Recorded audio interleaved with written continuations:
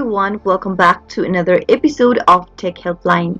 In today's video, I'm going to guide you through how to activate Walmart MoneyCard online. Watch the video till the end and don't forget to subscribe to our channel by hitting that subscribe button. Press the notification bell so that you'll never miss another upcoming upload from us. Open up a web browser to get started. Into the URL box, type in www.walmartmoneycard.com and press enter on your keyboard. You'll soon end up in the official web page of Walmart MoneyCard. Click on the activate your card option at the top right and enter your 16-digit card number available on your Walmart MoneyCard. On the next field, enter your expiry date for the card and then type in your CVV code.